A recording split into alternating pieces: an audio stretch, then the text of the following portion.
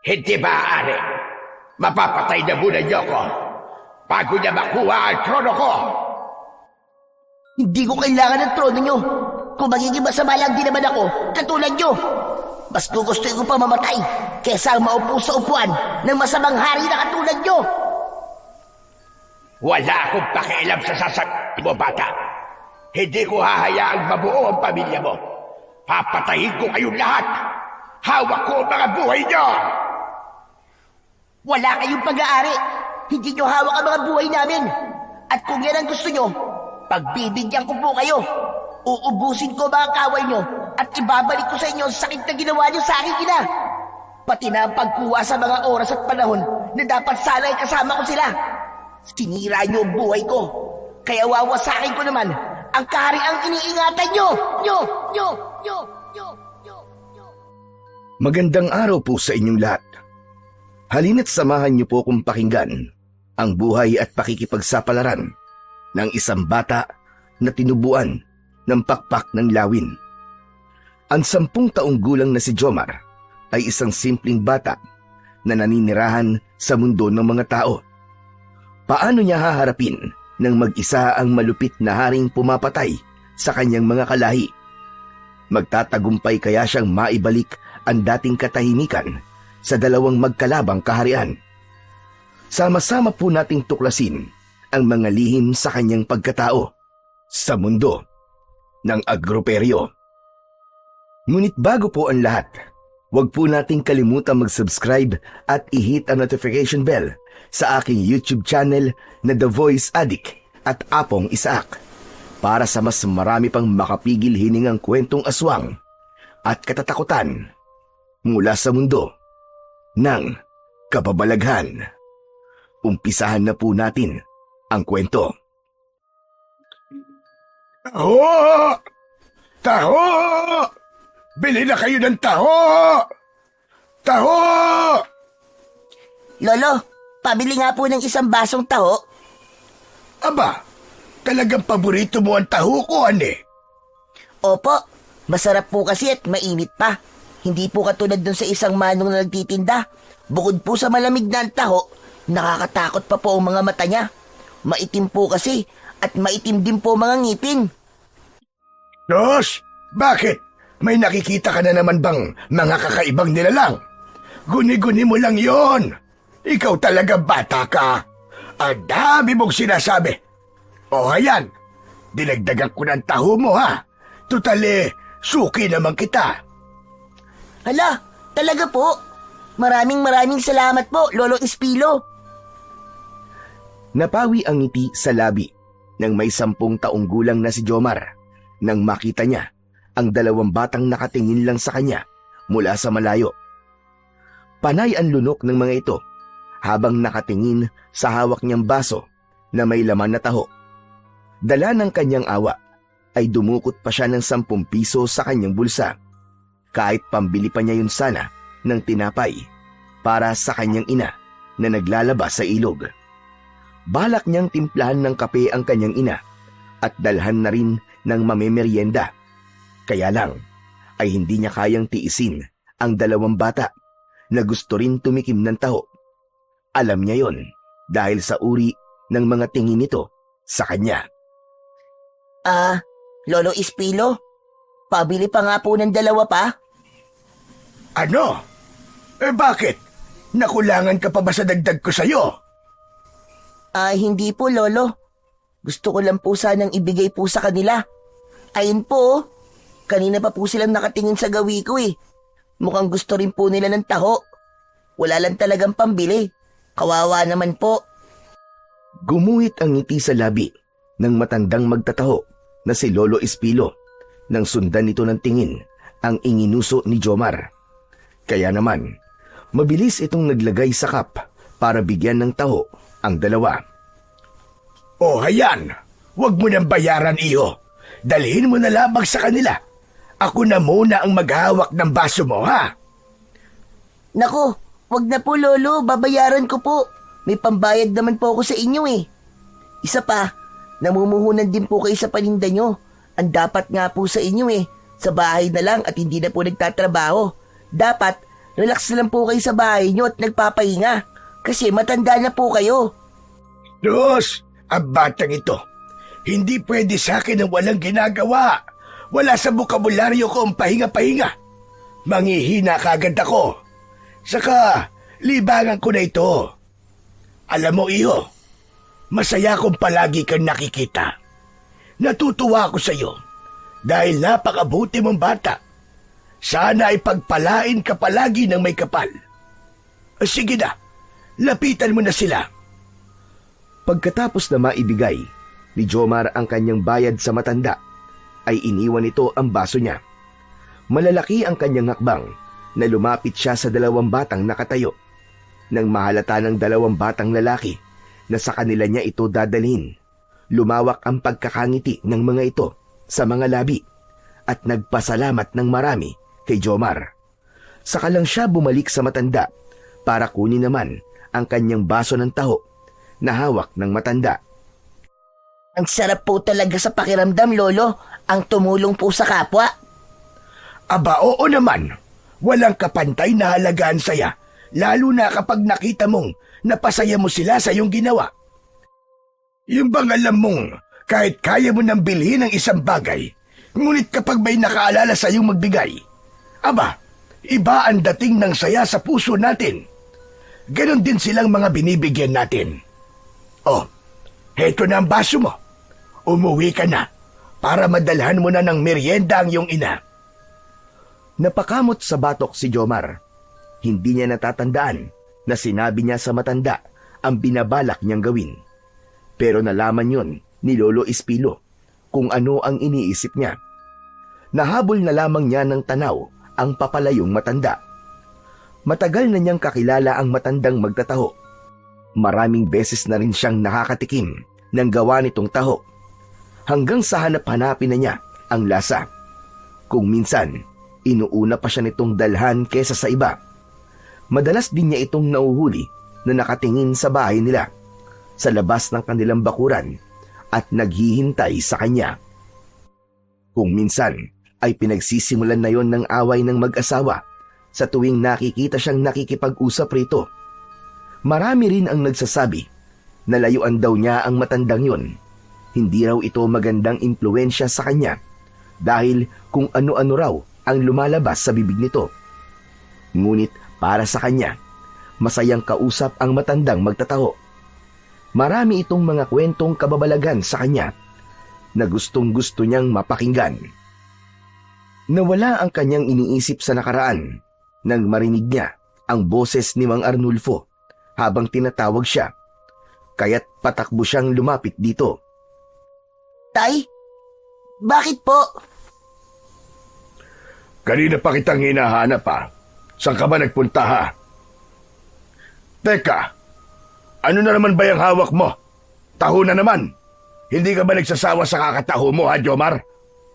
Hindi po eh. Saka, bakit po ba kayo nagagalit? Wala naman po akong masamang ginagawa sa pagbili ko ng taho. Aba, merong masama dahil paniguradong sa matandang yung ka na naman bumili. Anak, nakikiusap ako sa'yo. Layuan mo siya. Tatay naman eh. Bakit ko po ba kailangan layuan si Lolo Espilo? Mabait naman po siyang tao. Hindi ko po kasi kayo maintindihan ni nanay. Ano po bang ikinakatakot nyo, tay? Ha? Wala anak. Ikaw lang ang iniisip namin ng nanay mo. Saka, gusto mo ba pagalitan ka na naman ng nanay mo, ha? Siyempre po, ayoko. Kaya lang, tay, nagtataka po ako sa inyo ni nanay eh. Hindi niyo po sa akin sinasabi ang dahilan kung bakit kailangan ko pong iwasan si Lolo Espilo. Ubusin mo na nga lang yung taho mo. Baka maubutan ka pa ng nanay mo eh. Pati sa akin, magalit pa yon. Hindi na nga nagtanong pa si Jomar. Kagad niyang inubos ang laman ng baso. Isang kainan lang niya yon na merong pagmamadali. Nang maubos niya ang taho, ay naramdaman niya ang kamay ng kanyang ama. Hinawakan siya nito sa kanyang braso at hinila siyang papasok sa loob ng bahay nila. Pagdating nila sa kusina, ay ito na mismo ang naghanda ng merienda ng kanyang ina. Habang si Jomar naman ay masayang pinapanood ang kanyang ama na abala sa pagtitimpla ng kape. Bigla niyang naisipan na magtanong tungkol sa madalas na ikinikwento sa kanya ng matanda, ang tungkol sa kaharian ng Atero. Tay, totoo po ba ang kaharian ng Atero? Kasabay ng pagtatanong ni Jomar ay biglang natabig ng kanyang ama ang baso na may lamang tinimplang kape. Kumalat yon sa lamesang gawa sa tabla ng kahoy. Natatarantang kumuha ito ng pamunas na nakasabit sa dingding at nanginginig ang kamay na pinunasan ang nabasang lamesa.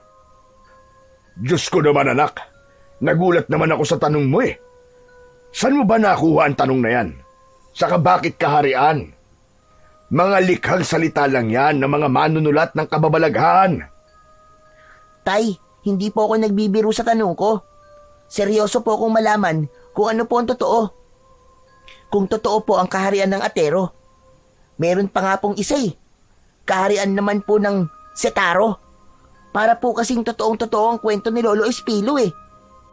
Hay nako, tigilan mo na nga ako anak. Walang kaharian ng Atero. Wala rin ng Setaro. Huwag kang maniwala sa matandang yon. Hindi bali na nga lang po. Sayang, akala ko po masasagot niyo po ang tanong ko. Ipagtimpla na lang po niyo ng kape si nanay at baka nagugutom na po siya. Malapit na pong dumilim eh. Hindi ko pa po siya nadadala ng kape.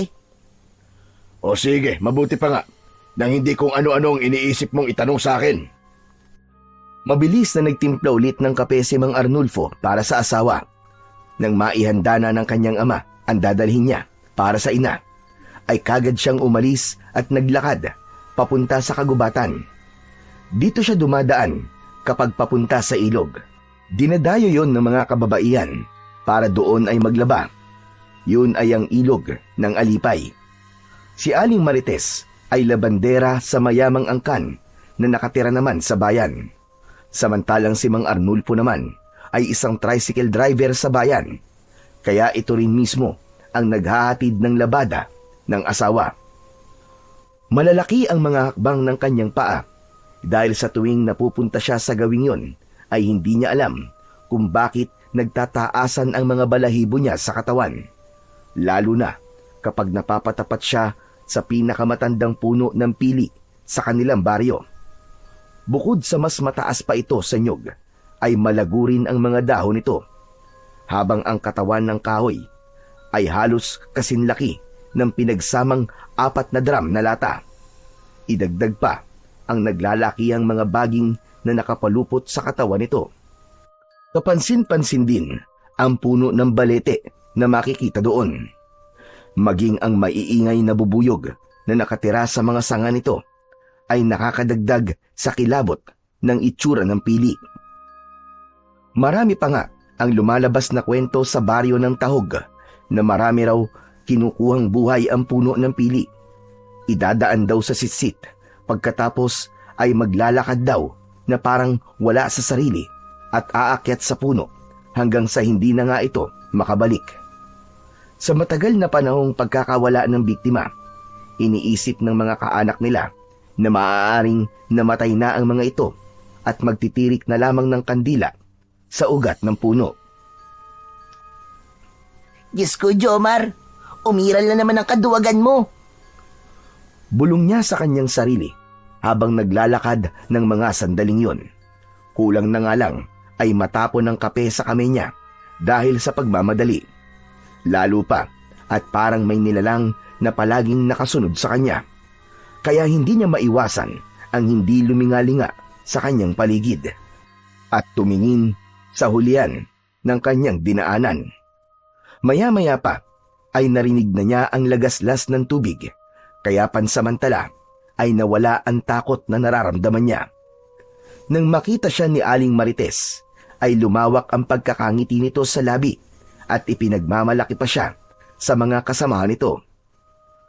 Maswerte raw ang kanyang ina sa pagkakaroon ng anak na katulad niya. Kaya naman ay tuluyan nang nawala ang takot niya sa dibdib at napalitan yon ng kakaibang saya. Nay, heto na po ang kape nyo. Ako na po magkukusot ng natitirang damit habang nagpapahinga po kayo.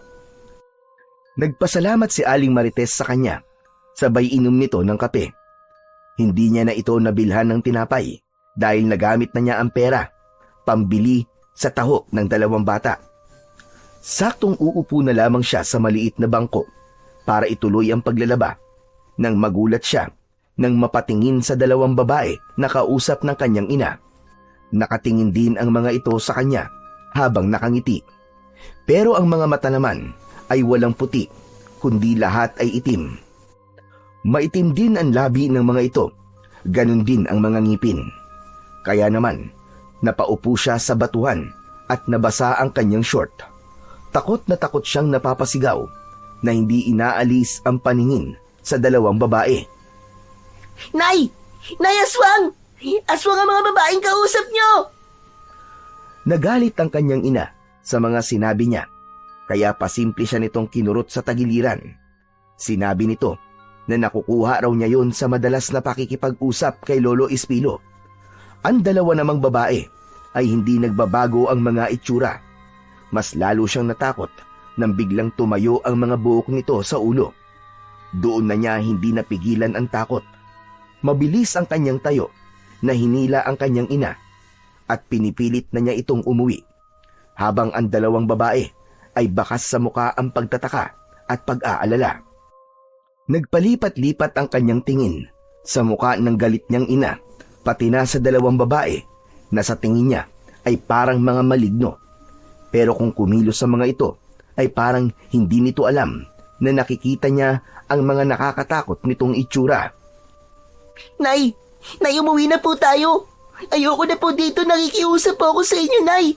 Umuwi na po tayo! Wala nang nagawa si Aling Marites, kundi ang sumunod sa kanyang anak.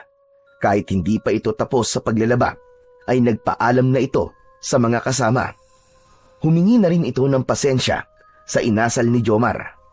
Halos matapon ang mga damit sa lupa at kulang na nga lang ay kaladkarin niya ang kanyang ina, makalayo lang sa 2 babae.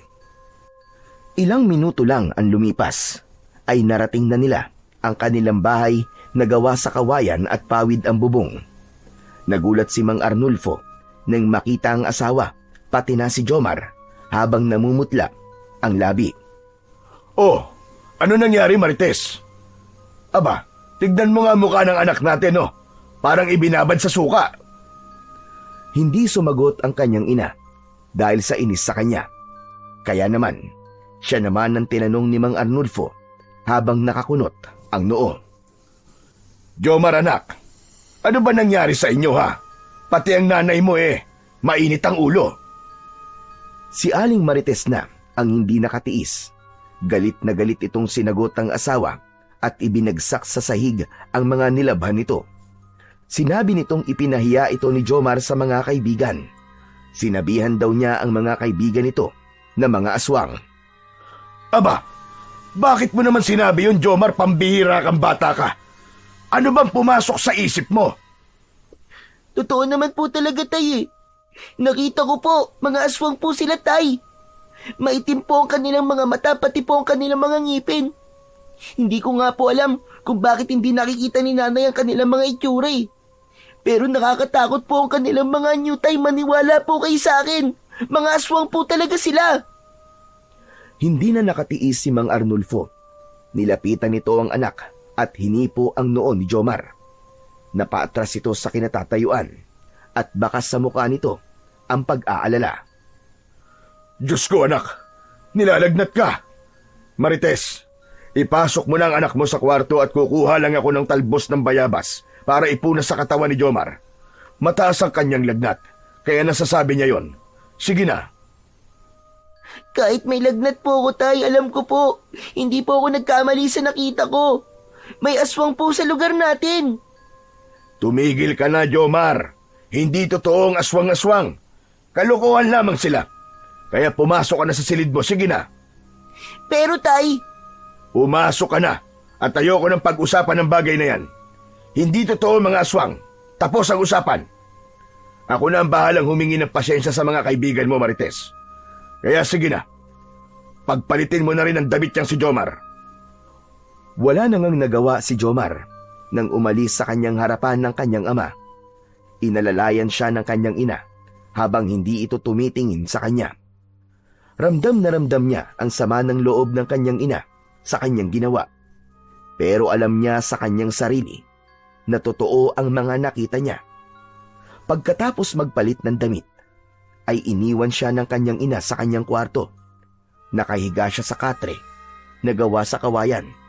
Habang hinihintay niya ang pagdating ng kanyang ama, ay bigla siyang nakaramdam ng pananakit ng kanyang likod.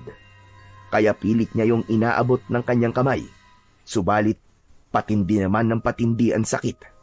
Namimilipit siyang kinuha ang kanyang unan at mahigpit niya yung niyakap para mabawasan kahit papano ang sakit na kanyang nararamdaman. Madalas niyang nararamdaman ang pananakit ng kanyang likod na para bang may napupunit doon na laman. Pakiramdam niya ay parang may gustong lumabas doon na masakit na masakit. Para siyang napapaso.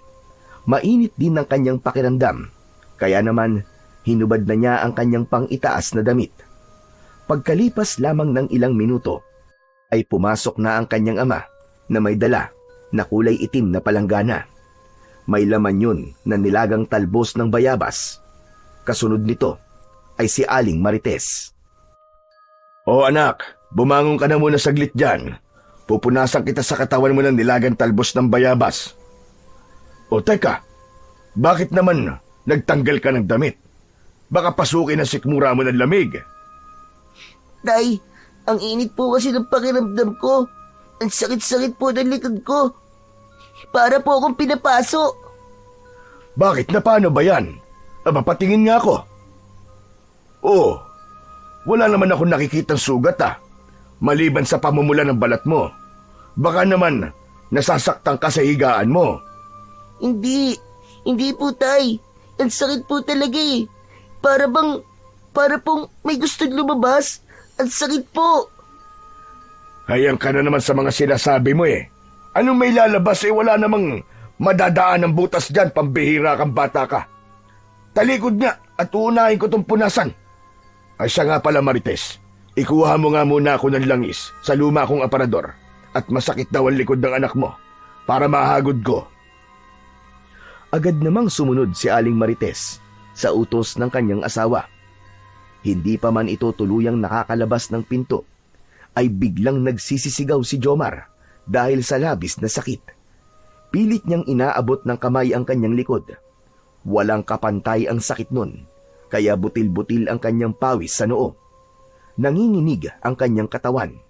Nakakaramdam rin siya ng panghihina. Kasunod ang pagtirik ng kanyang mga mata. Pero ang sumunod na nangyari ay naramdaman niya ang pagkakaroon ng kulay dilaw na liwanag sa kanyang noo. Habang ang kanyang mga mata naman ay nagkulay berde. Kitang-kita niya yon sa reaksyon ng kanyang ina. Takot na takot itong nagsisisigaw habang nakasandal sa dingding. Kasabay ng paglabas ng dalawang kulay itim na pakpak sa kanyang likuran. Tuluyan na ngang nawalan ng malay ang kanyang ina. Habang si Mang Arnulfo naman ay nanlalaki ang mga mata na napatingin sa kanya. Biglang dumilim ang kalangitan. Nagkaroon ng kidlat at pagdagundong ng kulog sa labas. Habang si Jomar ay walang tigil sa pagsigaw dahil sa kirot ng kanyang likod. Nakita niya sa kanyang anino ang dalawang pakpak na tumubo sa kanyang likod. Maging siya ay natakot sa kanyang mga nakita. Diyos ko! Ano nangyayari sa iyo, anak? Ano to? Tay, tulungan niyo po ako. Ang sakit po ng likod ko. Mas lalong nakaramdam ng takot si Jomar nang bigla siyang umangat sa sahig ng kanyang katre. At sa paglukso niya dahil sa takot, ay tuluyan na siyang lumipad at nabutas ang kanilang bubong na gawa sa pawid. Jomar, anak ko! Diyos ko! Bumalik ka, anak! Yun ang huling salita na narinig ni Jomar mula sa kanyang ama. Pataas siya ng pataas sa impapawid hanggang sa makapantay na niya ang taas ng nyug. Lumipad siya ng lumipad nang walang direksyon sa impapawid. Bumangga siya sa mga sanga ng puno na naglilikha naman ng malalalim na sugat sa kanyang katawan. At kahit medyo nag-aagaw dilim at liwanag, ay kitang-kita niya ang paligid. Umikot siya ng umikot sa ere habang nagtataka pa rin siya sa mga nangyayari sa kanya.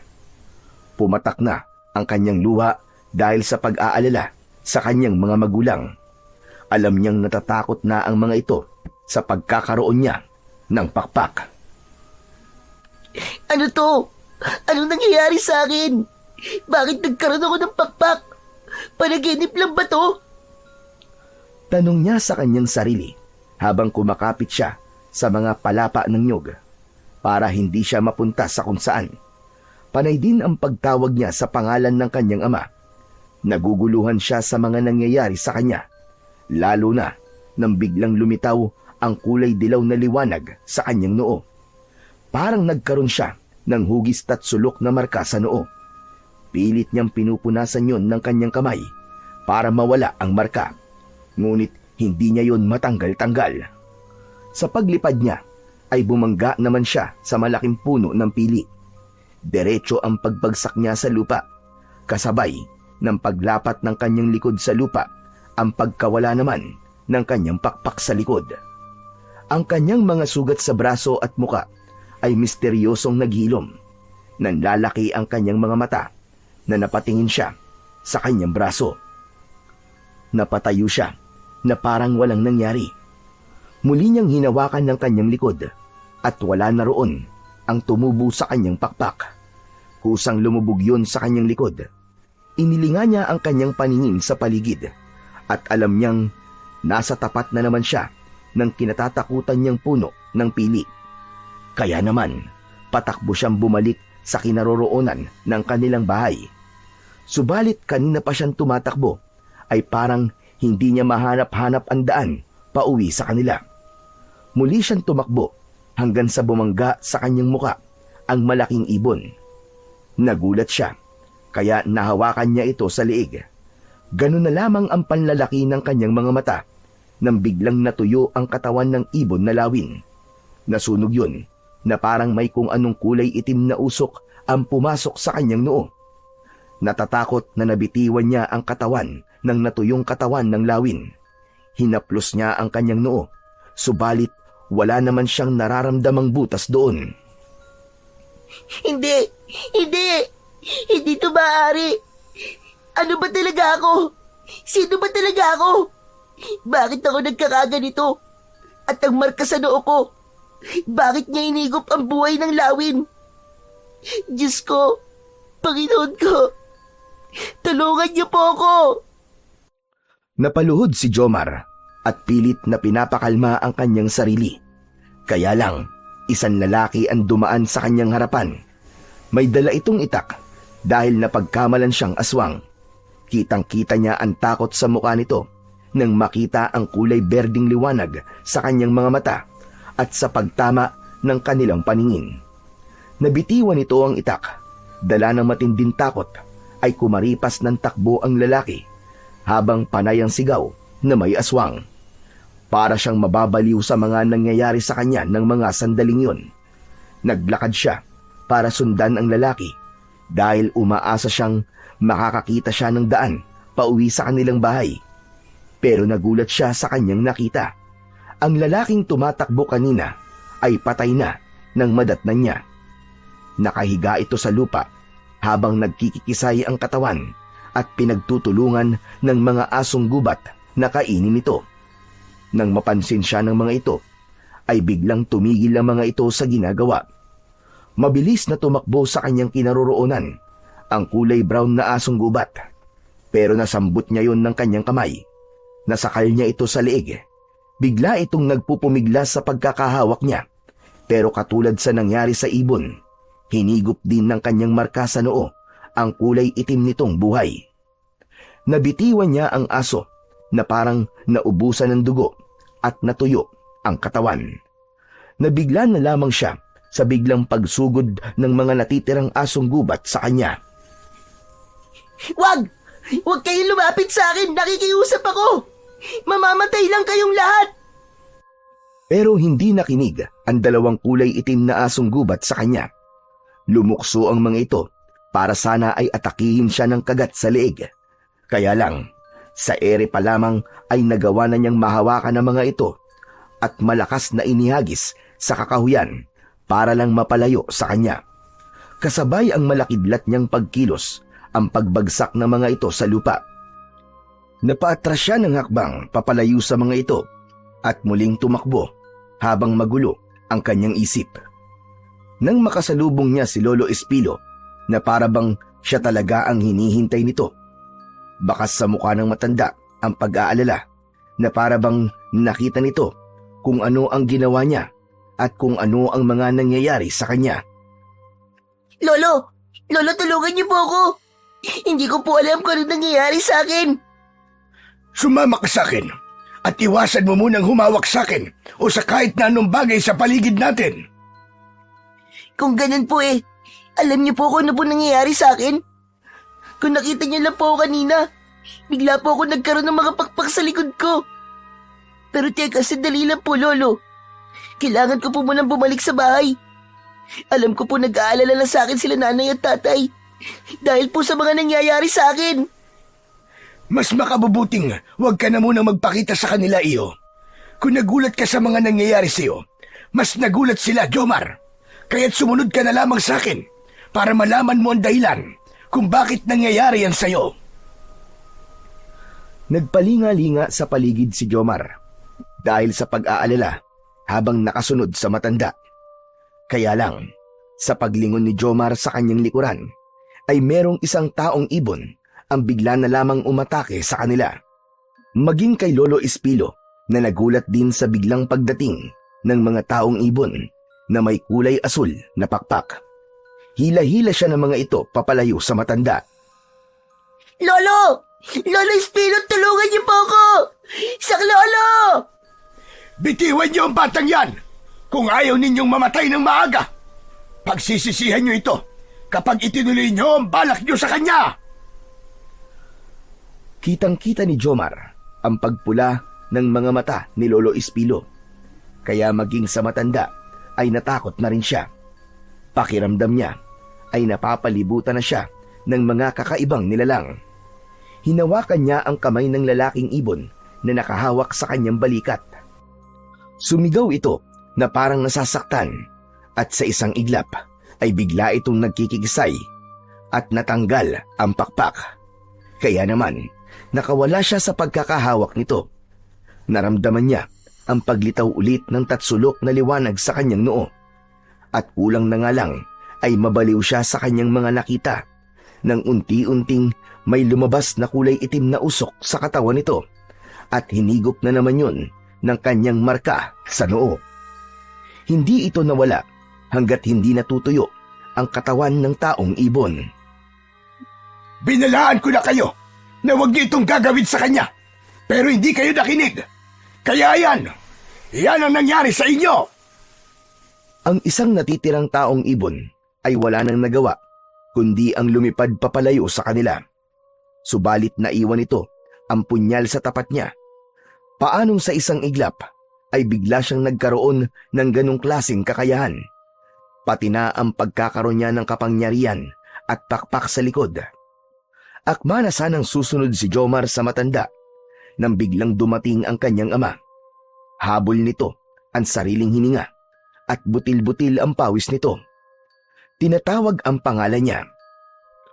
Anak! Anak, ang tatay ito! Ano nangyari sa'yo? Tay! Tay, nandito ako! Angka na sanang tatakbo si Jomar para yakapin ang kanyang ama. Pero biglang sumigaw ng malakas si Lolo Espilo. Bakas sa boses nito ang takot para pigilan siyang wag lumapit sa kanyang ama. Humarang ito sa unahan ni Jomar. Saka lang niya naalala ang dahilan kung bakit. Hindi na niya pwedeng yakapin ang kanyang ama. Masaganang luha ang pumatak sa kanyang mga mata dahil batid na niya ngayon na hindi siya tunay na anak ng kanyang mga nakagisnan na magulang dahil sa pagiging ibang uri niya sa mga ito.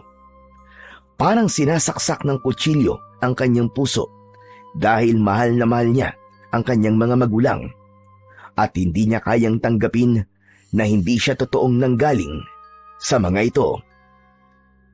Tay, bakit po kayo nagsinungaling sa akin ni nanay? Jomar anak, makinig ka muna. Anak kita at yun ang mahalaga. Huwag na po kayo magdahilan, Tay. Sapat na po sa akin ang mga nangyayari sa akin ngayon. Bakit po ako tinubuan ng pakpak ng lawin? Lawin din po ba ang mga magulang ko? Anak, huwag mong sabihin yan. Anak kita. Dugo at laman kita, anak.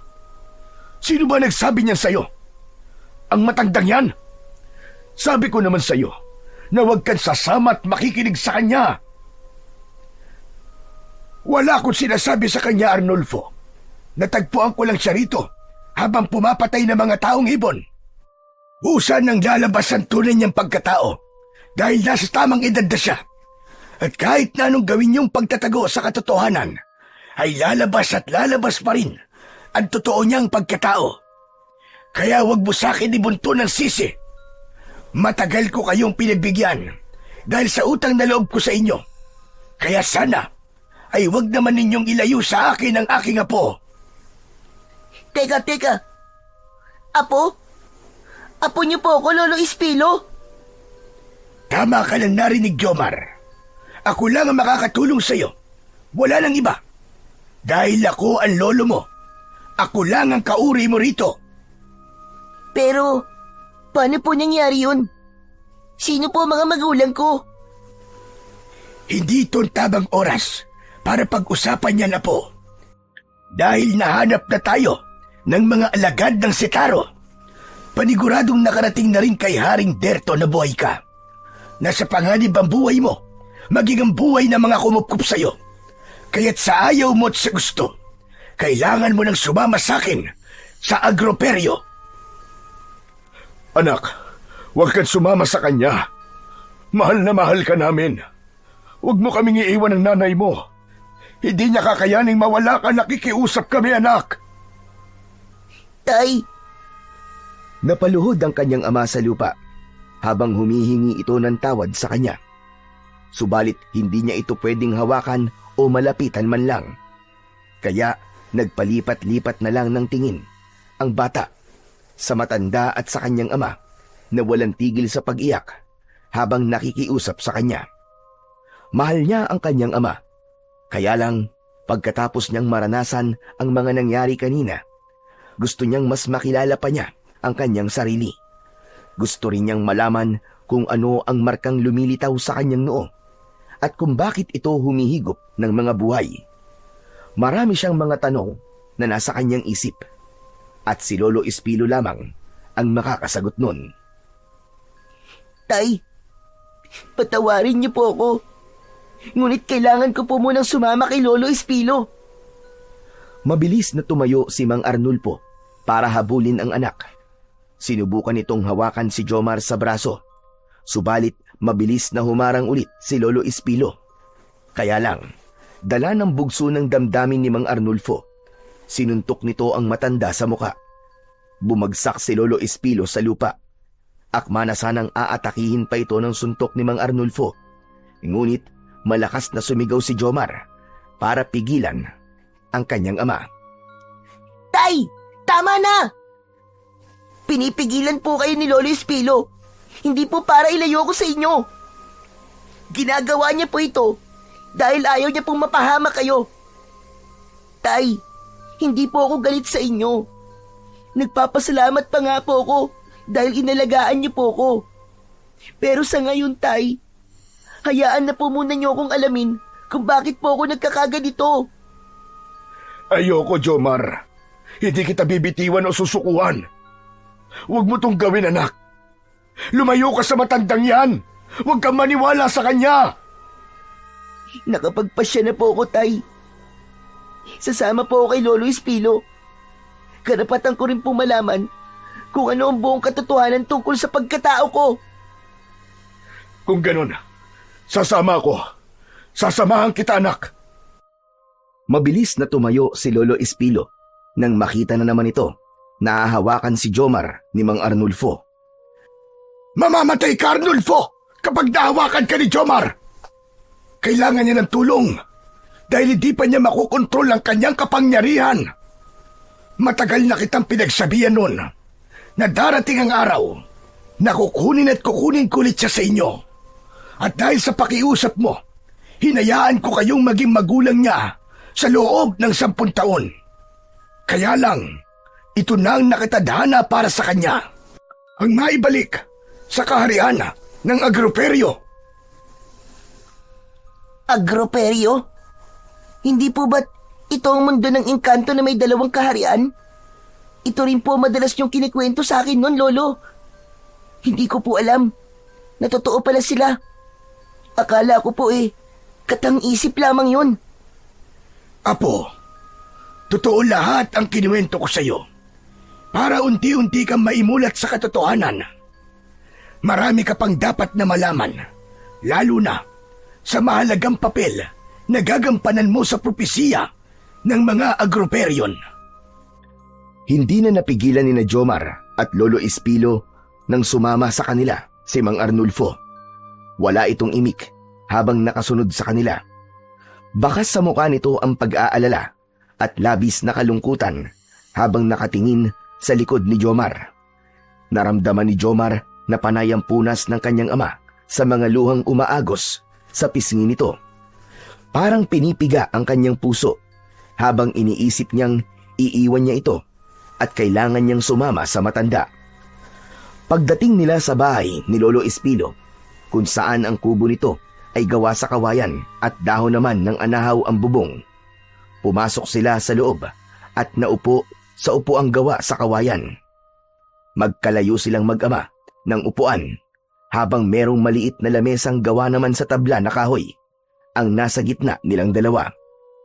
Pumasok si Lolo Espilo sa loob ng kwarto nito at pagbalik nito ay may dala na itong isang lumang papel na merong nakapintan na lengguwahe na hindi naman niya maintindihan. Maya-maya pa ay dumukot sa bulsa si Mang Arnulfo at lumapit sa matanda. May iniabot itong isang tela. Kunin niyo po ito. Sa palagay ko ay mahalaga ang mapa na yan. Nakuha ko yan sa lampi ni Jomar nang matagpuan namin siya sa tulay. Nung una po, ay hindi ko alam kung para saan yan. Pero nang pag-aralan ko ang bawat guhit dyan, nalaman ko po na isa yang mapa at kung paano kayo makakabalik sa inyong kaharian. Diyos ko, nasa iyo pala ito. Tama ka, Arnulfo. Isa itong mapa papunta sa Agroperyo, ang kaharian ng mga taong ibon. Pati na ang lugar kung saan matatagpuan ang lagusan papunta sa mundo namin. Maraming salamat sa iyo, Arnulfo. Ginawa ko po ito para sa anak ko.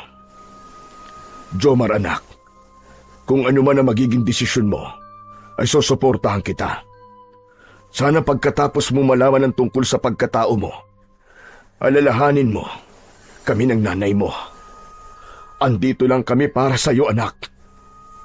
Tay, marami pong salamat talaga. Kinuha ni Lolo Espilo ang mapa at inilatag yon sa lamesa. Pagkatapos ay binuksan naman ito ang maliit na baul na halos kasing lapad lamang ng palad ni Lolo Espilo. Dinukot nito ang hugis at sulok na bato na merong nakaukit na salita sa gitna na hindi rin niya maintindihan ang lengguwahe. Ito ang susi ng lagusan, papunta sa mundo ng Agroperyo. Marami ang nakapasok na taong ibon sa mundo ng mga tao nang tumakas ako sa kaharian ko. Ako, si Haring Espilo ng Atero. Itinakas kita, Apo, laban sa hari ng mga Setaro na si Haring Derto. Balak nilang paslangin ka dahil sa isang babaylan na humula sa iyong kapalaran. Ayon sa propesiya ng Agroperyo, ikaw ang batang nakatakdang pumatay sa hari ng mga Setaro. Ikaw ang magtataglay ng pinakamalakas na kapangyarihan na kayang lumusaw sa buong kaharian. Dahil ikaw ang anak ng prinsipe ng Setaro at prinsesa ng kaharian ng Atero. Naniniwala silang ang bunga ng kanilang pagmamahalan ay magkakaroon ng kapangyarihang walang kapantay. At yan ang simbolo, ang marka na makikita sa iyong noo na may kakayang humigop ng malakas na enerhiya sa sino mang mahahawakan ng iyong kamay. Kaya pala, natutuyo po ang katawan ng bawat mahawakan ko. Prinsesa at prinsipe ng magkaibang kaharian ng mga magulang ko. Kung ganun po ang hari po ng Sitaro ay lolo ko rin po. Paano niya po magagawang patayin ako kung alam naman po niyang apo niya ako? Simple lang ang sagot. Para sa trono, hindi niya iisipin na apo ka niya. Grabe, ang sama naman po niya. Ang lupit po niya. Tama ka. At ang tungkol sa dalawang kaharian na dating magkaibigan, ngayon ay mortal nang magkaaway. Ang mundo ng Agroperyo ay tirahan ng mga taong ibon. Nahati ang lugar na yon sa dalawang kaharian. Ang kaharian ng Atero na merong sandatang espada at ang kaharian naman ng Sitaro na may armas na pana. Dati silang magkaibigang kaharian. Subalit nang maganap ang bawal na pag-iibigan sa pagitan ni Eleazar at Dana, nagalit doon si Haring Derto. Ikinulong niya ang kanyang anak sa kaharian niya at ginawan ng mali-maling kwento ang iyong ina na si Dana. Kaya ipinadampot ito sa mga kawal. Nagkataon naman na isisilang na ng aking anak ang bunga ng kanilang pagmamahalan. Itinakas kita sa kaharian para mailigtas ka. Naiwan ng iyong ina na nakakulong ngayon sa kaharian ng Atero. Lolo, iligtas po natin sila at dito na po tayo tumira. Hindi maaari, apo. Bakit ngayon nyo lang po ito sinabi? Dahil nawala sa akin ang alaala sa loob ng 5 taon. At nang bumalik sa akin ang alaala ko, hinanap kita sa tulong ng susi ng lagusan. Kaya napadpad ako rito. Hinabol kita at pilit na inagaw sa mga magulang na nakakuha sa iyo. Pero nakita ko ang pagmamahal nila sa iyo, kaya't hinayaan kitang mabuhay kasama nila. Kaya lang kanina, nang bumili ka sa akin ng taho at gumawa ka ng kabutihan sa iba, unti-unti nang lumalabas ang marka sa iyong noo. Kaya naman, sinundan na kita simula na maghiwalay tayo kanina. Kaya nalaman kong nakikita mo na rin ang mga ibang elementong nakalabas sa mundo namin. Yun ay ang 2 babae sa ilog. Kung ganyan po totoo po ang mga nakita ko. Nasaan po ang mga magulang ko? Si Prinsipe Eleazar. Nakakulong pa rin siya hanggang ngayon sa kaharian ng Sitaro. Ang iyong ina na anak ko naman ay nakakulong sa aking kaharian. Apo, tulungan mo ko. Iligtas natin si Dana. Baka pumapahamak ang anak ko, Lolo Espilo, kapag nalaman ng hari ng Sitaro na buhay ang nakatakda. Paano po si Jomar? Papatayin nila ang anak ko. Nakikiusap po ko sa inyo. Huwag na ninyong ituloy ang binabalak nyo. Alang-alang po sa kaligtasan ng anak ko. Malakas ang kapangyarihang taglay ni Jomar Arnulfo at siya lang ang makakatapat sa hari ng mga Sitaro. Apo ko siya at nag-aalala rin ako para sa kanyang kaligtasan. Kaya lang, bihag ng matandang yon ang buo naming kaharian. Para sa kanya, walang anak-anak o pamilya na dapat niyang pahalagahan. Ang mahalaga kay Haring Derto ay ang kapangyarihan at katayuan sa Agroperyo. Kaya niyang patayin maging ang sarili niyang anak. Matagal na kami rito sa mundo ng mga tao. Kailangan na naming wakasan ang pag-ahari ng masamang nilalang na yon. At ako, Lolo, paano ako makakalaban sa kanila? Hindi ko nga po alam kung bakit nangyayari ito sa akin. Kailangan na muna ng isang pagsasanay po sa pagkontrol ng pagpapalabas mo ng iyong pakpak. Naiiba rin sa lahat ang kulay itim mong pakpak. Malalaman nila kagad ang pagkatao mo kapag nakita nilang lumabas ang iyong bagwis. Kaya ang pagkontrol sa kapangyarihan at sa pakpak mo, ang dapat mo munang pag-aralan. Paano naman po ang marka po sa aking noo? Markang buhay ng pinaghalong dugong bugaw. Yan ang pinakamalakas mong kapangyarihan na walang kapantay. Kailangan na muna natin pumasok sa mundo ng agroperyo at kunin ang maiwagang punyal para sa pagkontrol sa markang yan. Huwag kang mag-alala, Apo. Nasa likod mo lang ako. Anak, talaga bang sasama ka sa kaharian nila? Kailangan po, Tay.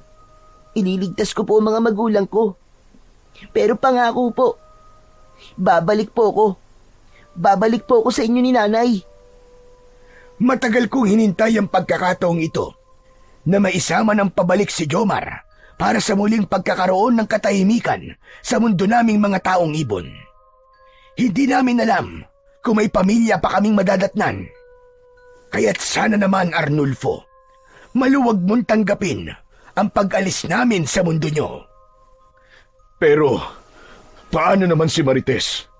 Hindi niya alam na aalis ang anak namin. Hindi ka man lang ba magpapaalam sa kanya, Jomar? Wala nang oras. May nakatakdang araw lang ang pagbubukas ng lagusan gamit ang susi na to. At ngayon na ang pagkakataong yun. Kapag pinalampas pa namin ito, maghihintay na naman kami ng 1 buwan. Nangihinang napaupo na lamang si Mang Arnulfo sa upuang paharap kay Jomar. Sunod-sunod din ang buntong hininga nito at ramdam ni Jomar ang bigat sa kanyang dibdib. Naiwan si Mang Arnulfo sa bahay ni Lolo Espilo. Habang sila namang dalawa ng matanda ay naglakad dala ang susi ng lagusan. Nagtataka siyang bumalik sila sa puno ng pili at tumigil sa tapat nun habang ang bilog na buwan ay nakatapat mismo ang sinag sa puno. Hanggang dito na lamang tayo, Apo. Handa ka na bang pumasok sa mundo natin? Opo, Lolo Espilo. Handa na po ako. Pero, ano po bang ginagawa natin sa tapat ng pili na to? Ang punong ito ang lagusan, papunta sa mundo ng agroperyo. Kung mapapansin mo, hindi lang puno ng pili ang punong ito. Dahil ang kalahating katawan nito ay puno ng balete na siyang ginagawang lagusan ng mga engkanto. Kaya kailangan mong maging handa sa pagpasok natin sa loob dahil kakaiba ang mga nilalang na nakatira doon. Lahat sila ay kauri natin. Subalit ikaw lang ang magtataglay ng kakaibang pakpak. Kaya agaw pansin sa lahat ng mga nilalang roon ang pagpasok mo. At upang hindi makalikha ng kaguluhan, ay kailangan mong pag-aralang kontrolin ang paglitaw ng pakpak ng lawin sa likod mo. Itinaas ni Lolo Espilo ang susi nito at nagulat si Jomar sa pagkakaroon ng liwanag sa hawak na susi ng matanda. Kasunod ang pagbukas ng bilog na lagusan sa katawan ng pili. Halos masilaw si Jomar sa liwanag ng lagusan. Maya-maya pa ay naramdaman niya ang malamig na hangin at malakas na puwersang humigop sa kanila papasok sa loob. Napapikit siya dahil parang dumaan sila sa madilim na bahagi ng lagusan at pagmulat ng kanyang mga mata ay namangha siya sa kanyang mga nakita. Napakaraming taong ibon ang lumilipad sa himpapawid. Kasunod ang malalakas nitong mga huni na masakit sa kanyang tenga. Bigla siyang hinila ni Lolo Espilo at nagtago sa isang malaking bato sa gilid ng lagusang nilabasan nila. Saka sila sumilip sa kanilang pinagkukublihan. Bakas sa mukha ng kanyang lolo ang pag-aalala sa malaking pagbabago ng kaharian nito. Lolo, bakit po tayo nagtatago? Kung kayo naman po ang hari nila. Hindi na ngayon, Apo. Matagal na akong wala sa agroperyo. Kaya nagulat ako sa malaking pagbabago ng mundo ng mga taong ibon. Nakikita mo ba ang mga taong ibon na panay ang lipad sa impapawid? Ang mga kulay asul nilang pakpak ay indikasyong sila ang mga kawal ni Derto. Mapanganib sila at mas malakas kumpara sa aking humihinang kapangyarihan. lalo na ang kanilang mga sandatang pana. Kaya magtago lamang muna tayo rito. Hintayin nating makaalis sila. Pero, kaya ko po silang labanan, di ba? Hindi pa sa ngayon, Jomar. Hindi mo pa alam kung paanong gagamitin ang iyong kapangyarihan. Isa pa, hindi mo pa nakukuha ang mahiwagang punyal na nakalaan para sa'yo. Kailangan mo pang labanan ng taong ahas o aswang na bulaw-bulaw para makuha ang punyal. Napansin ni Jomar na tumayo ng tuwid si Lolo Espilo.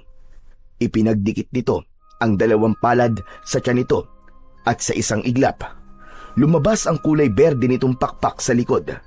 Nagkulay pula ang mga mata nito at nagkaroon ng balahibo sa muka na halos hindi na niya ito makilala. Kailangan natin makaalis kagad dito bago pa nila mapansin ang presensya natin. Kailangan nating lumipad papunta sa bundok na malapit sa kaharian ng Atero. Gayahin mo lang ako, Apo, kung ano ang ginawa ko kanina at mapapadalas mo ang iyong pakpak. Kapag kailangan mo nang itago ang iyong pakpak, ganon din ang gagawin mo. Pero Lolo, kabilin-bilinan niyo po sa akin na wag ko pong ipapakita ang pakpak ko sa kanila. Kapag marami lang ang taong ibon. Pero ngayon, tayo lamang ang nandito. At kailangan na natin makapunta sa kaharian natin para mailigtas natin ang iyong ina. Alam kong doon nila itinatago ang mahiwagang punyal. Ganun nga ang ginawa ni Jomar at nagulat siya sa paglabas ng kulay itim na pakpak. Makintab yun na kapag tinatamaan ng sikat ng araw ay para itong salamin na nagkakaroon ng refleksyon sa mga balahibo nito. Sinimulan ng matanda ang pagtalon at ginaya niya rin ang ginawa ng kanyang lolo. At yun na nga, sabay na silang lumipad sa himpapawid. Habang nandito tayo, ay unti-unti ka na rin nagsasanay sa paglipad.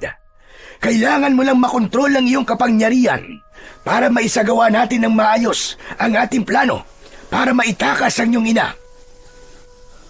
Parang nakalimutan ni Jomar ang kanyang mga alalahanin sa ganda ng tanawin na nakikita niya ng mga sandaling yon.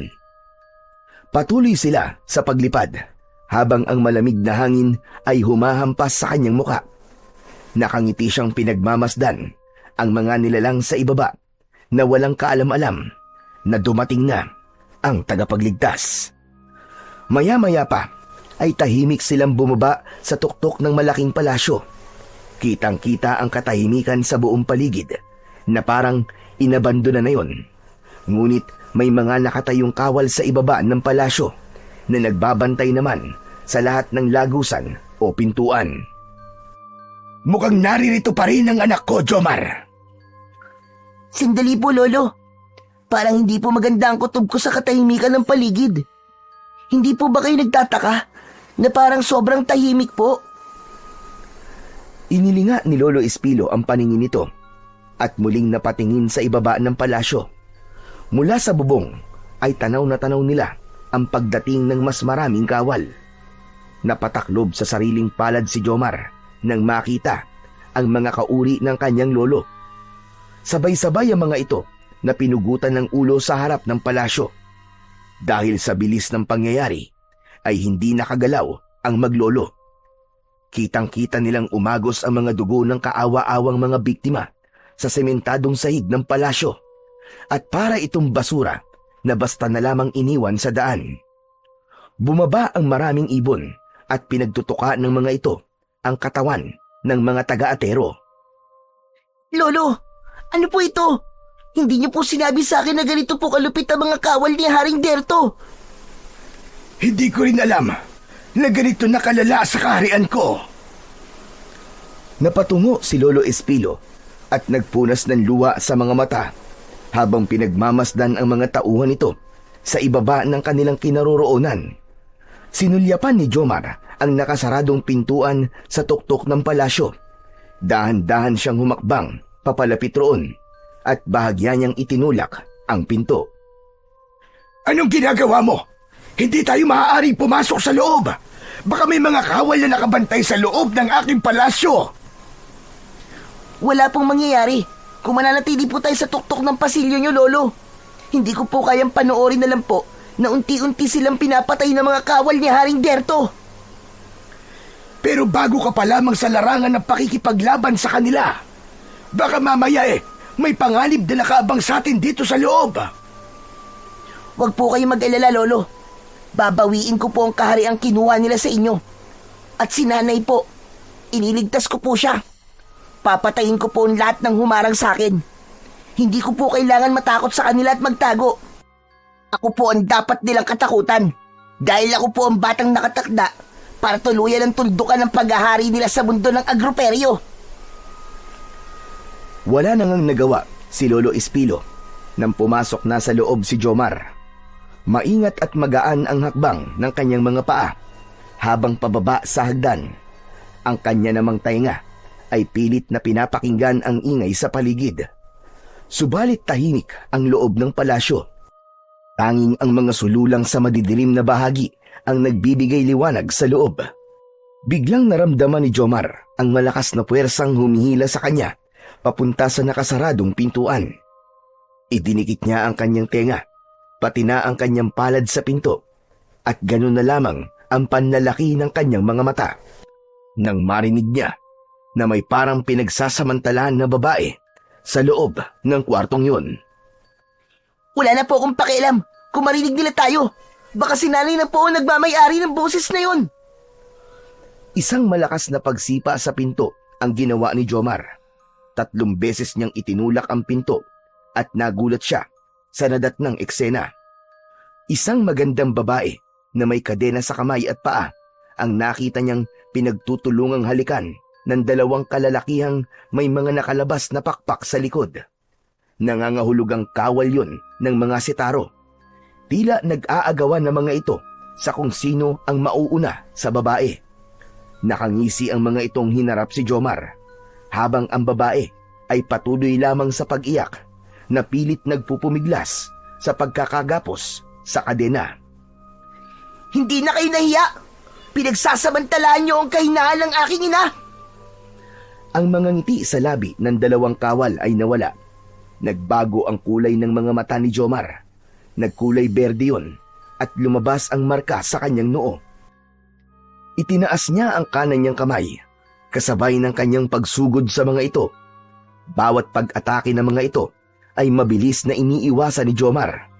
Nahawakan niya ang leeg ng lalaking nakaluhod sa sementadong sahig at ipinakita niya sa kasama nito kung paanong sinipsip ng kanyang marka sa noo ang buhay ng lalaki. Binitiwan nito ni Jomar na ang itsura ng katawan ay parang naubos na ang dugo. Nagkulay itim ang katawan nito at natuyo na parang kahoy.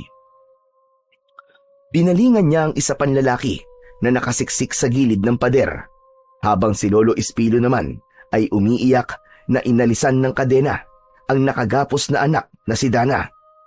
Nawalan ito ng malay dahil sa sobrang takot. Kaya naman, hindi na napigilan pa ni Jomar ang bugso ng kanyang damdamin. Hinawakan niya ang leeg ng isang lalaki at hinayaan niyang higupin ang buhay nito ng marka sa kanyang noo. Habang ang mga nakuha naman niyang espada ay pinagtig-isahan naman nila ni Lolo Espilo. Tulungan mo ko, Jomar. Alalayan natin ang nanay mo. Dalhin natin siya sa mas ligtas na lugar. Paano po ang punya, Lolo? Kayo na lamang po magdala kay Nanay at magkita na lamang po ulit tayo sa lagusan. Kailangan nating mailayo si Nanay rito. Hindi tayo pwede sa lagusan niyo. Babalikan kagad kita rito. Mag-iingat ka sa pagkuha ng punyal. Dahil kailangan mo munang matalo ang taong ahas na nagbabantay sa sandata. Kahit na anong mangyari, kailangan mo siyang titigan sa mata para matapatan mo ang lakas niya. Siya ang kabaligtaran ng kapangyarihang taglay ng ordinaryong taong ahas. Umaasa ako sa iyo, Apo. Nasa mga kamay mo ang tagumpay natin. Mag-iingat ka. Muling bumuka ang pakpak ni Lolo Espilo at binuhat nito ang kanyang ina. Naiwan naman siyang nakatingin sa pababang hagdan habang ang kanyang dibdib ay para ng binabayo ng maso dahil sa lubhang pag-aalala. Pakiramdam niya ay hindi na siya humihinga ng mga sandaling yun habang sinusundan ang liwanag sa ibaba ng palasyo. Akala niya ay walang mga nilalang na nasa loob ng palasyo. Yun pala ay nakakulong ang mga ito sa rehas na bakal habang may mga busal ang mga bibig. Nanlalaki ang mga mata ng mga ito nang makita siyang patagong lumapit sa mga kulungan. Mahigpit niyang hinawakan ng espada at nilapitan ang mga inaantok na kawal na nakaupo sa gilid ng pintuan sa labas. Tig-iisang saksak sa likod ang ginawa niya, kasabay ng paghawak niya sa leeg ng mga ito. Kitang-kita ng mga biyag kung paanong natuyo ang katawan ng mga kawal. Habang si Jomar naman, sa bawat itim na usok na pumapasok sa kanyang marka sa noo, ay nadaragdagan din ang kanyang lakas. Isa-isa niyang pinatakas ang mga nakakulong at binigyan niya ng tig-iisang sandata ang mga ito. Naunang sumilip sa pintuan si Jomar at tumambad sa kanya ang nakalutang na punyal sa tapat mismo ng natutulog na taong ahas. Pambihira namang ahas to. Ang laki nito ah. Malaki pa sa anaconda. Naku lagot, paano ko makukuha ang punyal? Inilinga niya ang kanyang paningin sa paligid at sinenyasan niya ang mga bihag na huwag lalabas sa pinagtataguan hanggat hindi niya sinasabi. Bigla rin nawala ang takot sa dibdib ni Jomar at ang pumalit na lamang ay ang kagustuhan niyang makuha ang mahiwagang punyal. Yun lang ang tanging sandata na kokontrol sa kanyang lakas at maipangtatapat niya sa hari ng mga sitaro. Idinikit niya ang kanyang palad sa kanyang tiyan. Maya-maya pa ay dahan-dahang lumabas ang kanyang pakpak na lawin. Higit na mas malaki na yon kaysa sa unang paglabas ng kanyang pakpak. Saka siya lumipad sa kinaroroonan ng punyal. Saktong hahawakan niya na ito nang magmulat bigla ng mga mata ang natutulog na taong ahas. Paktay na! Lagot! Nabulabog na ang aswang na bulaw-bulaw! Wala nang nagawa si Jomar, kundi ang magpaikot-ikot ng lipad sa ere, habang inaabot siya ng kagat ng taong ahas. At kagaya ng sinabi sa kanya ng matanda, hindi niya inalis ang kanyang paningin sa mga mata ng halimaw. Sa halip, umikot siya ng lipad sa ere, pabilis ng pabilis, hanggang sa ito na mismo ang malito sa kakasunod sa kanya ng tingin. Saka siya nagkaroon ng pagkakataon para makuha ang punyal, kasabay ng pagdating ni Lolo Espilo. Lumipad ito sa kinaroroonan niya at sinalo ng hawak nitong espada ang pagbuka ng bibig ng taong ahas para sana kagatin si Jomar. Bumaon ang sandata nito sa bunganga ng halimaw. Bumagsak ito ng pasadsad sa saig habang namimilipit sa sakit. Hawak ang punyal ay bumaba na si Jomar at muling itinago ang kanyang pakpak. Hinawakan niya ang leeg ng nangihinang aswang na bulaw-bulaw, saka inilapit sa kanyang kulay dilaw na marka sa kanyang noo. Natuyo ang katawan nito na parang nagmukhang estatwa. Ang lahat ng yun ay nasaksihan ng mga bihag. Ang 15 bihag ay napayuko bilang pagbibigay galang sa kanya. Kusa kanilang tinanggap bilang isang mahusay na tagapagligtas, Apo. Sa kulay ng iyong pakpak, alam na nila na ikaw ang tagapagmana ng trono ng Atero, maging ng trono ng mga Setaro. Paniguradong makakarating na sa kanilang hari ang iyong pagdating. Si nanay po, saan niyo po siya dinala, Lolo? Nalihim kong taguan ang aking mga armas. Ligtas siya roon. Dadalhin natin ang mga biyag sa lugar na yon at mag-iipon tayo ng lakas laban sa kaharian ng Setaro. Muli kong bubuuin ang nasira kong kaharian, pati na ang puwersa ng aking hukbo. Magdedeklara tayo ng digmaan.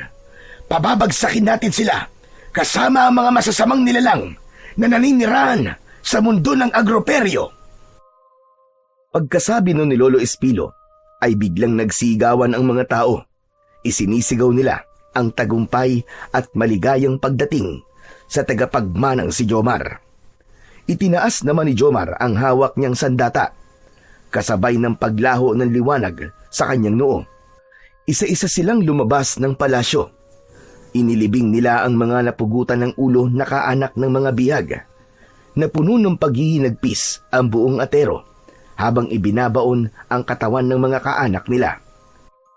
Pumatak ang luha ni Jomar. Bigla siyang naging apektado sa nangyayari sa kaharian ng kanyang lolo. Sa isang sulok ng kanyang puso ay may kirot din, dahil ang mismo niyang kakalabanin ay ang kanyang lolo naman sa kanyang amang, si Eleazar. Pagkatapos nilang maisagawa ang isang ritual ng pamamaalam, ay lumipad sila sa himpapawid para puntahan ang kanyang ina sa pinagdalhan dito ng kanyang lolo. Kaya lang, habang nasa ere sila, ay merong ilang taong ibon ang bumagsak sa lupa na may tama ng palaso sa dibdib. Inatake sila ng mga kawal ni Haring Derto at ito mismo ang nangunguna sa mga kawal nito. Hindi niya napaghandaan ang mga sumunod na pagkilos ng mga kawal dahil nilambat ang kanyang lolo Ispilo at nadala ito sa maulap na lugar, papalayo sa kanya. Salamat naman at nagkaharap na tayo, mahal kong apo. Tumigil ka! Wala akong lolo na ubod ng sama. Nandang pumatay ng anak para sa kanyang trono. Sakim ka, lolo. Kaya hindi kita kikilalanin bilang ama ng aking ama. Wala akong kadugong masama. Hindi rin naman kita matatanggap sa buhay ko. Dahil ayon sa propesiya, ikaw mismo ang papatay sa akin. Kaya uunahan na lamang kita. Hindi ka magtatagumpay. Sisiguraduhin ko yun. Ito na ang katapusan ninyong lahat. Babawiin ko ang kahariang ninakaw nyo sa nanay ko. At sa pagtaas ng hawak na punyal ni Jomar, lumikhayo ng liwanag at sa paglipad niya pasugod sa kinaroroonan ni Haring Derto, umapoy ang kanyang sandata at tinamaan ng apoy ang mga kasamahan ng hari. Isa-isang bumagsak ang mga ito, pasadsad sa lupa. Ibalik niyo ang lolo ko, pati na ang ama ko, kung gusto niyo pang mabuhay. Iwinasiwas ni Jomar ang kanyang punyal sa hangin at lumikhayon ng malalatigong apoy. Hinagupit niya si Haring Derto at tinamaan naman ito sa leeg. Pansamantala itong nawala sa kanyang paningin, habang ang mga alagad nito ay isa-isa na ring bumababa sa lupa dahil sa takot sa kanya. Sinundan niya ang mga ito. Paglapat ng kanyang paa sa lupa, ay mabilis niyang inilinga ang kanyang paningin sa paligid. Biglang tahimik at pakiramdam niya ay wala siyang kasama. Hanggang sa lumitaw ang kulay dilaw na liwanag sa kanyang noo. Para siyang itinuturo kung saan nagtatago ang kalaban. Sa paghakbang niya ay muntik na siyang tamaan ng palaso sa dibdib. Kaya lang ay nagawa niyang maiwasan yun. Hinagupit naman niya ng kanyang malalatigong punyal ang nilalang na nagtatago sa halamanan.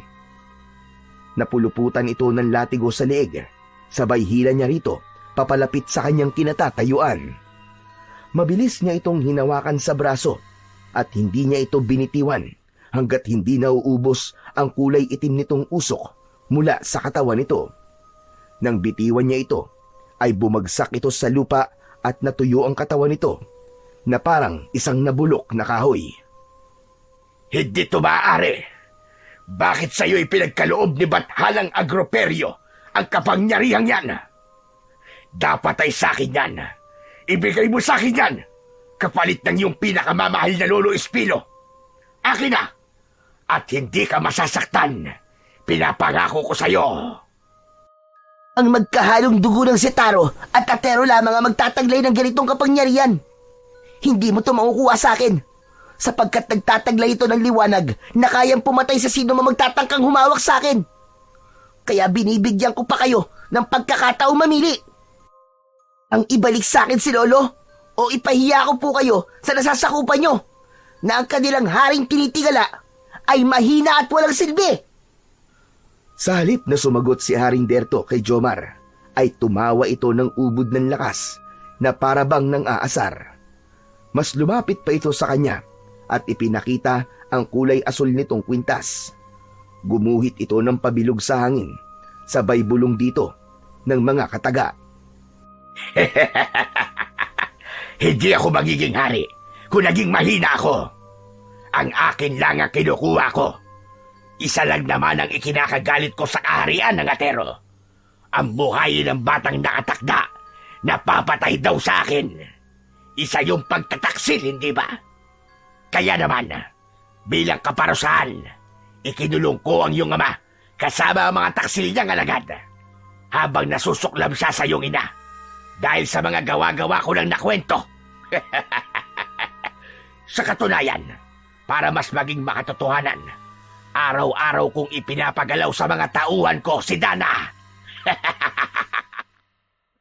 Parang pinagsakluban ng langit at lupa si Jomar sa kanyang mga narinig mula kay Haring Berto. Hindi niya akalain na dumanas ang kanyang ina ng ganong kababuyan. Tila nawala ang pag-aalinlangan sa dibdib ni Jomar. Napalitan yun ng puot.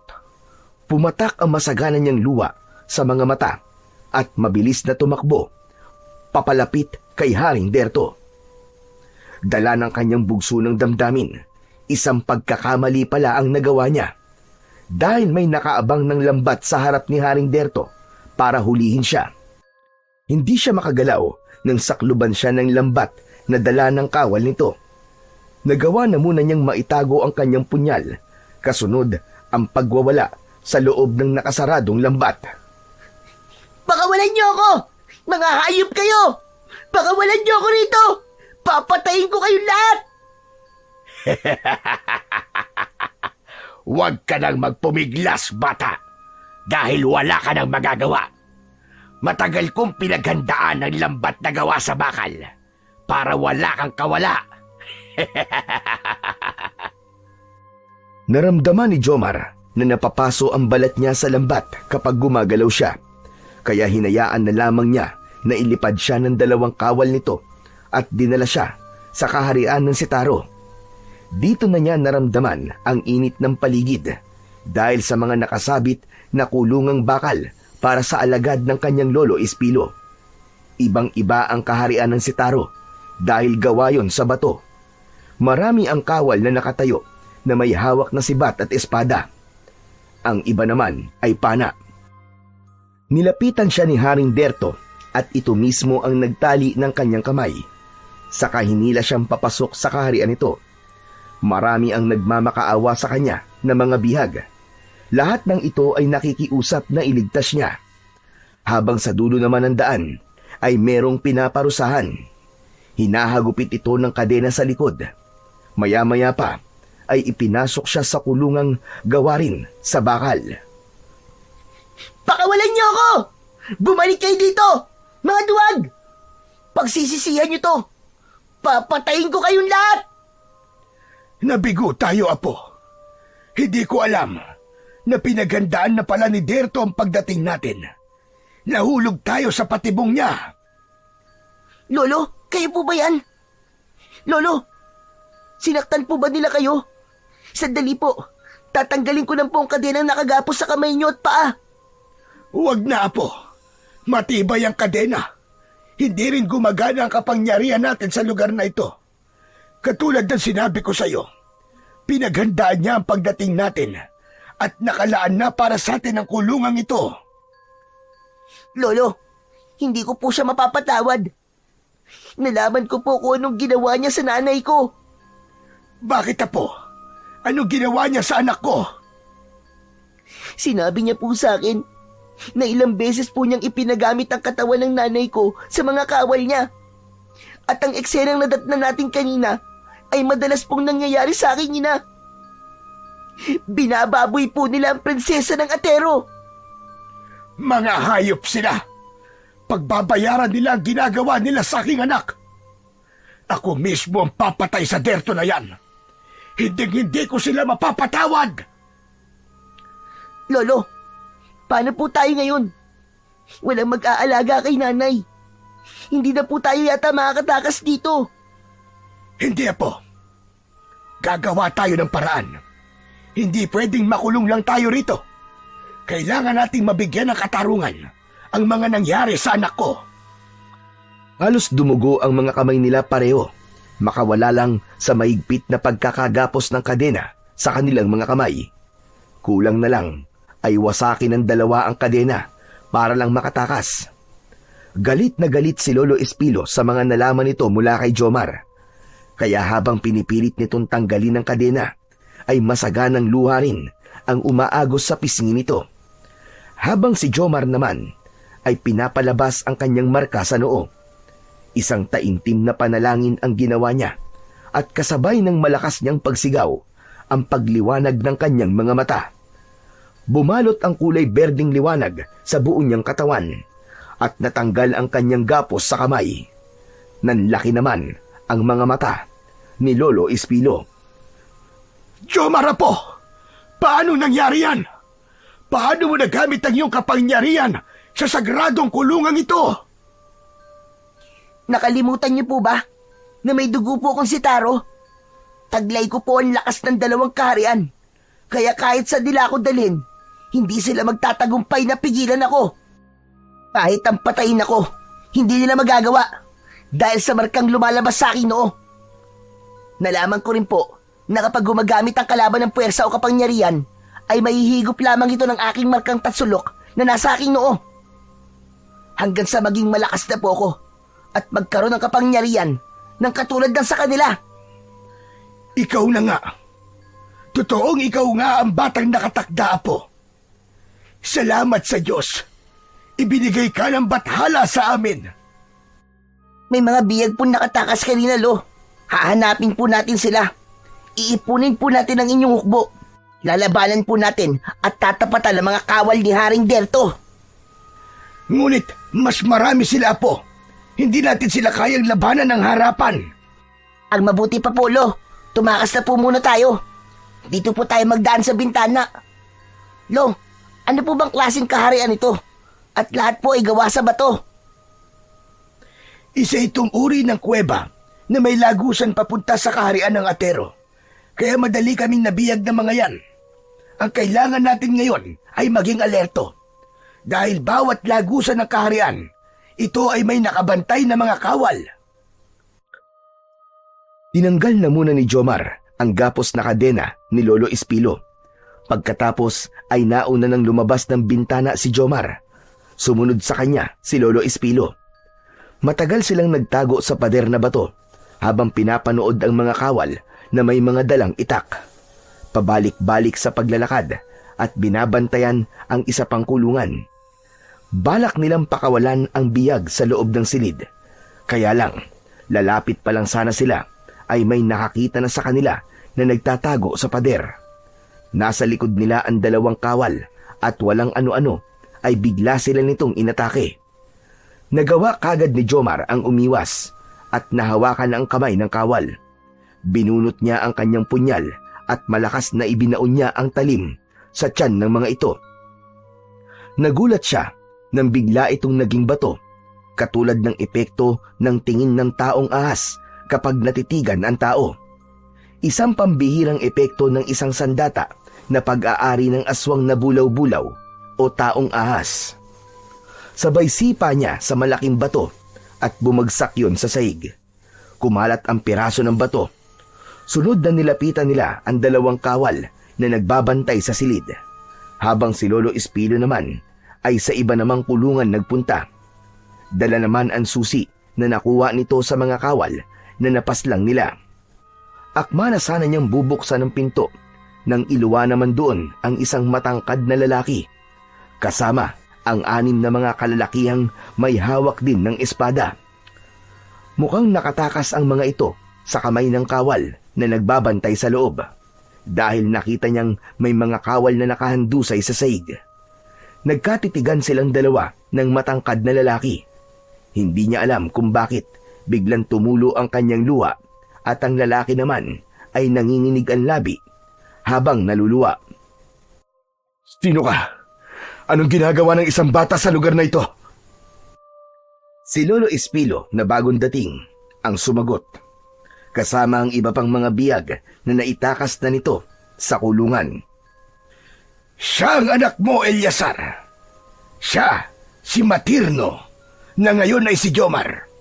Nagawa naming makaligtas sa mga umahabol sa akin. Nagawa ko siyang maitago sa mundo ng mga tao.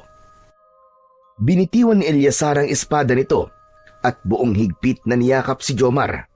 Halos hindi siya makahinga sa mahigpit na pagkakayakap ng kanyang ama sa kanya. Humagulgol ito ng iyak at ganun din siya. Hindi siya makapaniwalang ibang-iba ito sa haring si Derto. Tay, salamat po sa Diyos at buhay kayo. Eleazar, kailangan na nating umalis sa lugar na ito. Bilisan mo, baka makalata ang ibang mga kawal. Tara na! Magkakasamang lumabas ng kulungan ang mga bihag at sina Jomar, Eleazar at Lolo Espilo. Ngunit paglabas nila sa pintuan ng yungib ay nagulat sila sa kanilang nakita. Ang isang batalyong mga kawal ni Haring Derto ay nakaabang na sa kanilang paglabas. Nasa likod nito ang mga nakahandang mga kawal nito. Ang hihina talaga ng mga isip nyo. Hindi ba nyo napansin na patibong ko lang ang lahat para mahuli kayo sa bitag ko? Ang gusto ko lang naman ay makita ang pagbagsak ng batang papatay daw sa akin sa mismong harapan nyo. Patutunayan kong kasinungalingan lang ang sinabi ng babaylan. Tigilan niyo na to, Amang Hari. Wala ka na magagawa. Si Jomar na ang dapat na tumayo sa inyong trono. Hindi maaari. Mapapatay na muna niyo ko bago niya makuha ang trono ko. Hindi ko kailangan ng trono nyo. Kung magiging masama lang din akong katulad nyo. Mas gugustuhin ko pang mamatay kesa ang maupo sa upuan ng masamang hari na kagaya nyo. Wala akong pakialam sa sasabihin mo, bata ka. Hindi ko hahayaang mabuo ang pamilya mo. Papatayin ko kayong lahat. Hawak ko ang mga buhay nyo. Wala kayong pag-aari. Hindi nyo hawak ang buhay namin. At kung yan ang gusto nyo, pagbibigyan ko kayo. Uubusin ko mga kawal nyo at ibabalik ko sa inyo ang sakit ng ginawa nyo sa aking ina. Pati na ang pagkuha sa mga oras at panahon na dapat sana'y kasama ko sila. Sinira nyo ang buhay ko, kaya wawasakin ko naman ang kahariang iniingatan nyo. Pinangunahan ni Jomar ang hukbo sa madugong sagupaan. Hindi siya nagdalawang isip. Mabilis niyang inilabas ang kanyang punyal. Itinuro ang direksyon ng kalaban at buong tapang niyang isinigaw ang utos. Sumunod naman ang kanyang mga kawal. Sinunggaban nila ang kanilang mga kaharap na kalaban. Itinaas ng mga bihag ang kanilang mga espada. Sumigaw ang mga ito na lalaban sila hanggang sa huling hininga ng kanilang buhay at lumusob ng walang pag-aalinlangan. Sa bawat takbang, naramdaman ni Jomar ang bigat ng responsibilidad. Ngunit hindi siya natinag. Alam niyang nasa kamay niya ang kinabukasan ng kanyang kaharian. Kahit konti ang kanyang mga kasama, ay nagulat naman siya sa husay ng mga ito sa pakikipaglaban. Habang ang ibang mga taong ibon ay sa himpapawid naglalaban. Nakita mo na? Kailanman ay hindi magpapatalo ang kabutihan laban sa kasamaan. Humanda ka na, Haring Derto. Mamamatay ka na ngayon sa mga kamay ko. Malakidlat ang ginawang paglipad ni Jomar at bawat lapit niya sa hari ay nasusugatan niya ito sa katawan gamit ang kanyang punyal. Kailangan lang niyang maitarak ang punyal sa mismong dibdib nito at sakto sa pagbaba niya sa lupa ay naluhuran niya sa dibdib si Haring Derto. Bumagsak ito sa lupa habang nakadipa ang kulay asul nitong pakpak. Akma na sana niyang itatarak ang punyal, ngunit hindi niya yun magawa. Naramdaman niya ang kanyang puso na tutol sa ginagawa niya. Ano? Hindi mo kaya? Kasi mahina ka. Pwes ako, kaya kong saktan ka.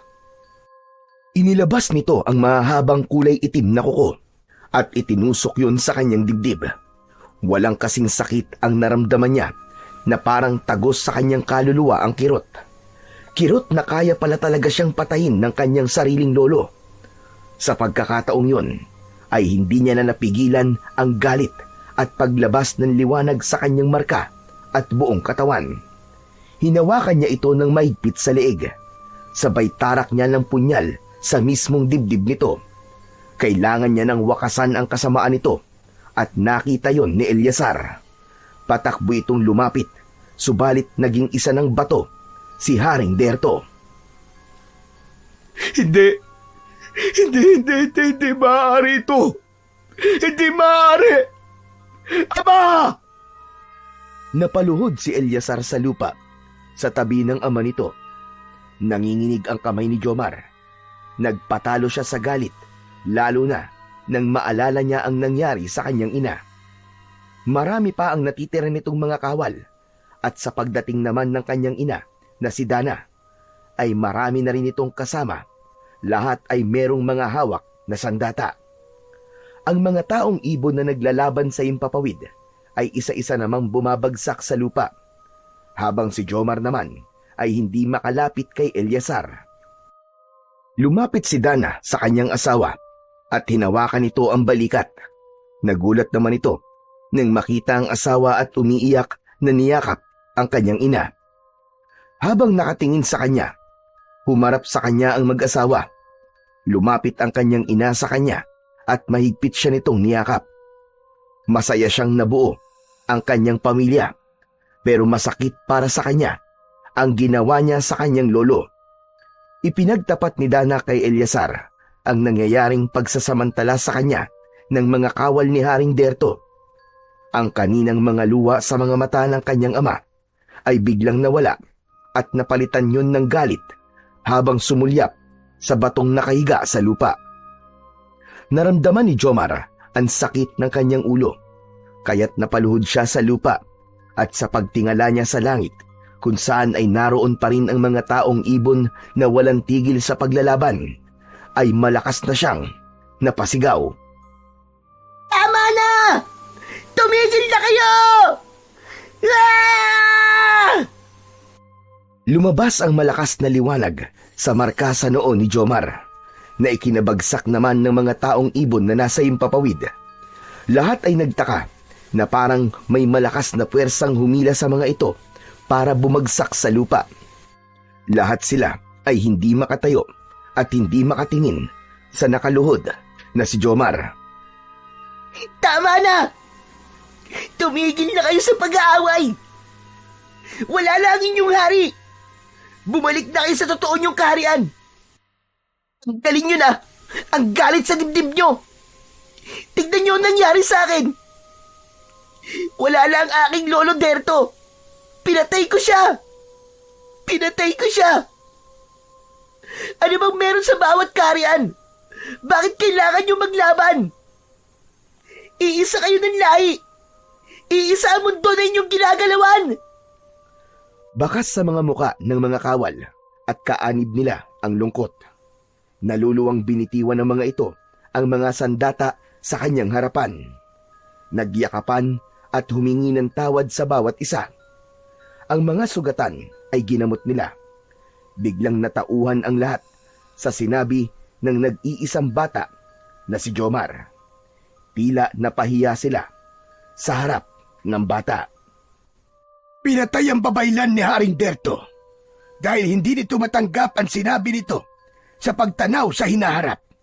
Yun pala ay totoo ang sinasabi nito. Ikaw ang magbubuklod sa dalawang nag-aaway na kaharian. Patunay lamang ito na muli mo silang napagbago. Binabati ka namin na po, mahal naming hari. Akma na sanang luluhod si Lolo Espilo, pero pinigilan niya ito. Naluluwa siyang nagsalita habang nakatingin sa mga kawal na nagtatangka na ring lumuhod sa kanya. Wag! Wag po kayo lumuhod sa akin! Sa Diyos lamang po kayo luluhod. Ayoko rin po na maging hari. Lahat po tayo dito ay pantay-pantay ang karapatan. Iiwan ko po ang agroperyo. Sasama po ako sa mga magulang ko sa mundo ng mga tao. Pero anak, kami ang pamilya mo. Anong ibig mong sabihin? Kayo pong lahat ng pamilya ko. Kasama ang mga magulang kong iniwan sa mundo ng mga tao. Kung ganun yun na ba ang pasya mo? Ang mabuti pa ay dalhin mo tong susi ng lagusan para kapag gusto mong bumalik, ay bukas ang ating kaharian para sa'yo. Tinanggap ni Jomar ang susi at maluwa-luwa ang mga matang yumakap sa kanya, ang mga magulang, pati na si Lolo Espilo. Ang tunay pong kasiyahan ng buhay ay pagpapatawad at pagpaparaya.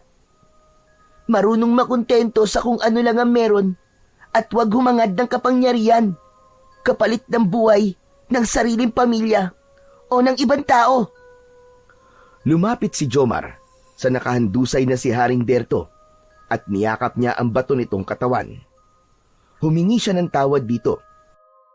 Pagkatapos magpaalam at mag-iwan ng isang maikling kahilingang panatilihin ang pagmamahalan at katahimikan sa kaharian, ay lumipad pa himpapawid si Jomar papunta sa lagusan ng mga tao. Bumukas ang maliwanag na pintuan at sakto ang pagbagsak niya sa tapat ng kanilang bahay. Masaya siyang nagsisisigaw sa mga ito, pero nagulat siyang masukal ang paligid ng bahay, parang walang tao. Nay! Tay! Nasaan po kayo? Si Jomar po ito! Nay! Tay! Maya-maya pa ay narinig niya ang mga yabag ng mga paa at nagulat siya sa paglabas ng kanyang mga magulang sa pinto. Umiiyak ang mga ito nang makita siya. Bahagyang tinubuan ng mga ito ng maputing buhok sa ulo, kaya lalo siyang nagtaka. Nay? Tay? Anak ko, Diyos ko, ang tagal mong nawala. Bumalik ka! Halos mag-unahan ng mga ito sa pagyakap sa kanya. Maging ang kanyang ina na walang tigil sa pag-iyak ay mahigpit na yumakap sa kanya. Masaya siya at iba ang ligayang nararamdaman niya sa piling ng mga magulang na nagpalaki sa kanya. Nalaman ni Jomar na ang ilang oras na pagkawala niya sa mundo ng mga tao ay taon ang katumbas noon. Akala niya ay ilang oras lang siyang nawala. Halos 5 taon din siyang nawala sa piling ng kanyang mga magulang. Nawala ang sigla sa bahay na yon. At nang bumalik siya sa piling ng mga ito, ay muling bumalik ang saya at sigla sa bahay ng mag-asawa. Isang patunay na walang katapat na halaga ang isang buong pamilya na lubos na nagmamahalan. Si Jomar ay bumibisita na lamang sa kanyang mundo sa agroperyo bilang pagpapanatili ng katahimikan sa kaharian. Muling nagpakasal ang kanyang mga magulang sa mundo ng mga taong ibon at nagkaroon pa ng 2 anak, 2 kapatid na madalas niyang isama sa mundo ng mga tao. Wala na siyang mahihiling pa sa Panginoong Diyos, kundi ang manatili ang katahimikan sa bawat kaharian, pati na sa mundo ng mga tao. Makikita ang malapad na pakpak ng lawin na tumutubo sa likod ni Jomar sa tuwing lumilipad ito sa himpapawid, habang nagbabantay sa buong paligid. Tumatanaw-tanaw, naghahanap ng mga masasamang elemento na kanyang pupuksain bilang isang tagapagligtas sa kanilang baryo, maging sa buong sanlibutan.